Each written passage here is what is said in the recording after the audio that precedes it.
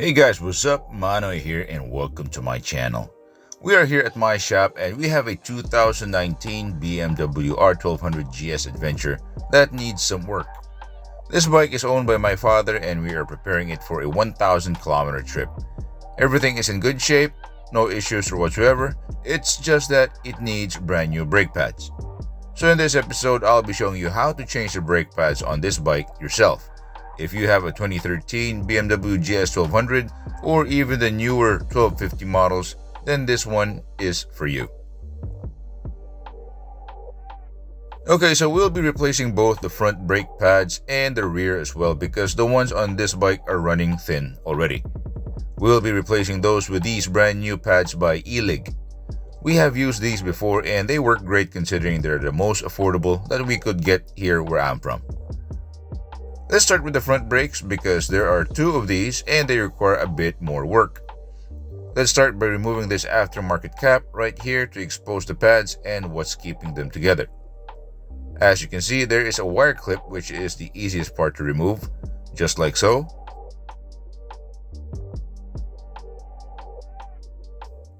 Next is to remove the bolt keeping the pads in place. And for this you will be needing a T30 Torx bit or star Allen key, whatever you want to call these. Loosen this up and pull it out just like so. Then you remove the spring plate. If you're wondering what these are for, they basically keep your pads in place and stop them from jiggling around. Now all you have to do right now is to pull out the old pads just like this, and as you can see, these are pretty worn out already. Next step is to use a good amount of brake cleaner in those calipers to blow out all the dust and dirt in there. This is a lazy but effective method, but if you prefer to clean the calipers further, you can remove the bolts holding the caliper to the forks and brush the insides yourself.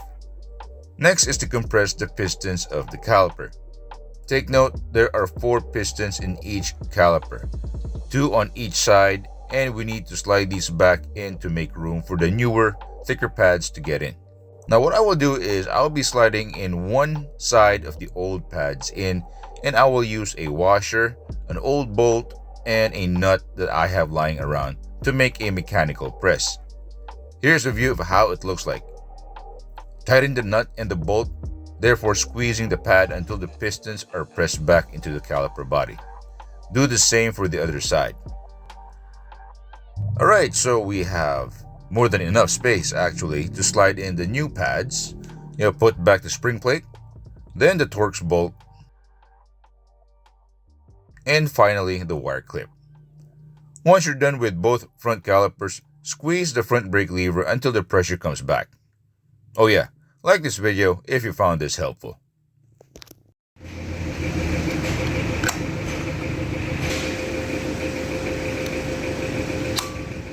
Alrighty, we're done with the front. That was super easy, that a regular handyman could do.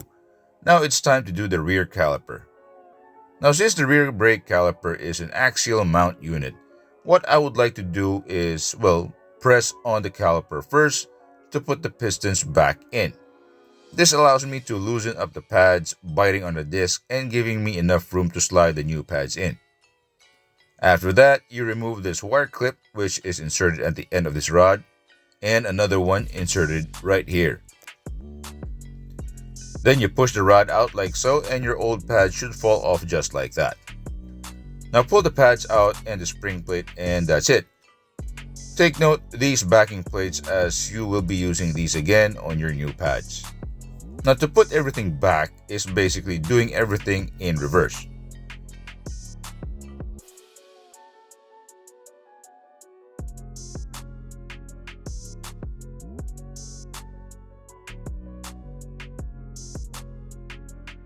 Now install the spring plate first, make sure it's mounted properly. Then you slide in one pad first, the one with the steel backing plate goes to the back. Make sure this part of the pad slides into the slot of the caliper. Slide the rod in to keep it in place, then the other pad with the white backing plate. Then push the rod all the way in and insert those wire clips to keep everything in place. Honestly, it's that simple, and yes, consider subscribing to my channel if you like my content. Now all you have to do right now is pump the rear brake pedal until pressure is back and you're done. Yeah, I have to say this was a surprisingly easy job to do that even I with my regular guy skills could do with no sweat. That's it for this video. Hope you found this informative and I will see you next time. Bye.